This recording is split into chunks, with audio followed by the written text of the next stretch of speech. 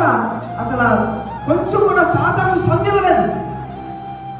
మన యొక్క జీవితంలో కూడా నా జీవితంలో ఎందుకు ఎలా జరుగుతుంది, మన కుటుంబాల్లో ఎందుకు ఎలా జరుగుతుంది అని నువ్వు భయపడకూడదు.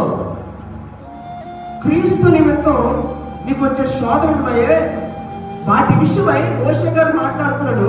వాటి విషయమై ఇప్పుడు ఈ లోక ధనం కోసం పరుగులేసి ఐగుప్తు ధనం కోసం ఆశపడి ఏమని నష్టపోయే కంటే, ఈ లోక ధనము ఈ లోక ఖ్యాతిని సంపాదించుకోవడం కంటే దేవుని నిమిత్తమై క్రీస్తు నిమిత్తమై నిందలు కానీ శ్రమలు కానీ పడడం చాలా దండులంట. దేవుని స్తోత్రం.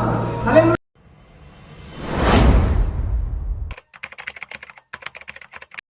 ఎక్కడ కూడా అసలు కొంచెం కూడా సాధారణ సంఖ్యలో లేదు. మన యొక్క జీవితంలో కూడా నా జీవితంలో ఎందుకు ఎలా జరుగుతుంది, మన కుటుంబాల్లో ఎందుకు ఎలా జరుగుతుంది అని నువ్వు భయపడకూడదు. క్రీస్తు నిమిత్తం నీకు వచ్చే శోధనలు ఉన్నాయే, వాటి విషయమై మోషే గారు మాట్లాడుతున్నాడు. వాటి విషయమై ఇప్పుడు ఈ లోక ధనం కోసం పరుగులేసి ఐగుప్తు ధనం కోసం ఆశపడి ఏమని నష్టపోయే కంటే, ఈ లోక ధనము ఈ లోక ఖ్యాతిని సంపాదించుకోవడం కంటే దేవుని నిమిత్తమై క్రీస్తు నిమిత్తమై నిందలు కానీ శ్రమలు కానీ పడడం చాలా దండులంట. దేవుని స్తోత్రం. హల్లెలూయా.